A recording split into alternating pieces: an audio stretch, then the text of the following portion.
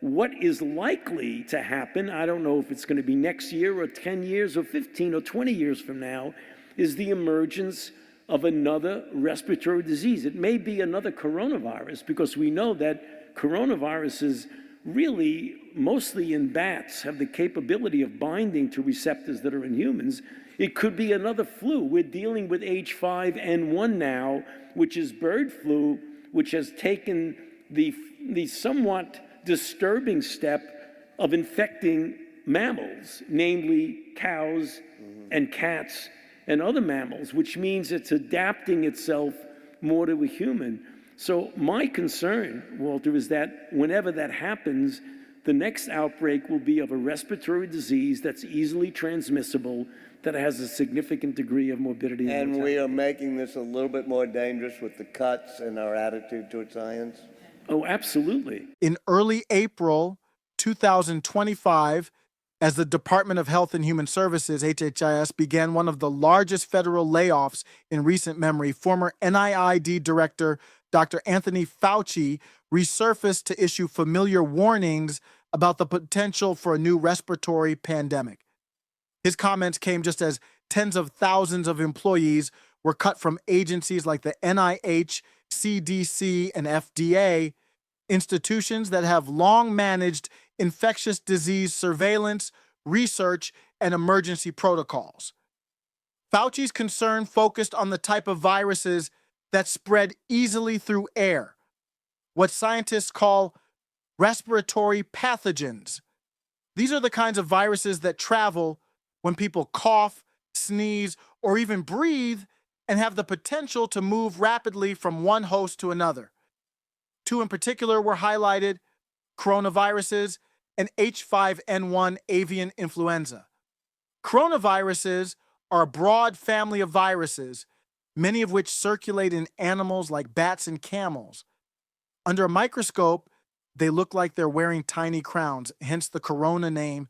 These viruses have demonstrated the ability to mutate and cross species, adapting to human biology by attaching to our cells in ways that allow rapid infection and replication. This is what happened with SARS in 2003, MERS in 2012, and COVID-19 in 2019. H5N1 avian influenza, a bird flu strain identified by its protein markers, has mainly infected birds but has recently spread to mammals in limited incidents. That shift in host range is watched closely because it could indicate the virus is evolving toward human transmissibility. Fauci's concern over H5N1 isn't new. Back in 2012, he called for a pause on research into its transmissibility due to the potential for high mortality if it ever became capable of efficient human-to-human spread. Now, the timing of his renewed focus coincides with federal agencies losing thousands of researchers and administrators, among them several of Fauci's former colleagues, including Dr. Gene Marazzo, who replaced him as NIAID director, and his wife, Christine Grady. These changes have not only altered leadership, but have also defunded research programs once considered central to preparation for future outbreaks. This includes work on antiviral medications, drugs that interfere with a virus's ability to reproduce, and platforms like mRNA vaccines, which use genetic instructions to help the body recognize and defend against pathogens. Many of the canceled projects were not focused solely on COVID-19, but rather aimed at a wider array of infectious threats. The cuts come with official justifications centered around budget constraints and a desire to streamline operations, with the COVID emergency declared over and federal priorities shifting elsewhere. Yet outside observers have questioned whether the sudden downsizing of pandemic-related research and personnel could leave knowledge gaps. Fauci also drew attention to one of the well-known obstacles in respiratory virus control. These pathogens often spread so quickly that the immune system doesn't have time to respond before they move to another host. Respiratory viruses like influenza and SARS-CoV-2 replicate rapidly in the nose and throat, spreading to others before a person's immune defenses are fully activated. That window of fast transmission is one of the key reasons they're hard to contain. Vaccine developers face this as a recurring challenge, even with advanced tools like mRNA, which delivers synthetic instructions to help the body make protective proteins. The environment surrounding Fauci's warnings is also politically charged. During the COVID-19 pandemic, Fauci became a polarizing figure, especially in debates over lockdowns, masking, and public health mandates. He previously contradicted statements made by President Trump regarding the virus's severity and timeline.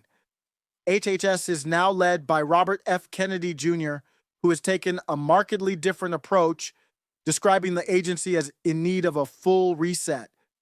His restructuring has removed many long-serving public health officials and redirected the department's stated focus toward disease prevention rather than federal oversight or large-scale funding models. This restructuring, while not unique in motive, has been accompanied by rapid changes to the public health bureaucracy. Fauci's return to public commentary, especially at this moment, has led some to recall his 2017 statement predicting that the Trump administration would likely face an unexpected outbreak. That comment proved prescient when COVID-19 emerged 2 years later. Whether or not his current concerns about coronaviruses and avian influenza proved to be accurate again is unknown. What is clear is that the scientific workforce responsible for understanding, tracking, and responding to those threats has undergone a significant transformation. The institutions, funding, and personnel once positioned to prepare for the next viral emergence are no longer intact in the same form. As a result, what happens next is uncertain, not because of any one prediction or policy, but because much of the previous structure has been dismantled before those outcomes could be fully understood.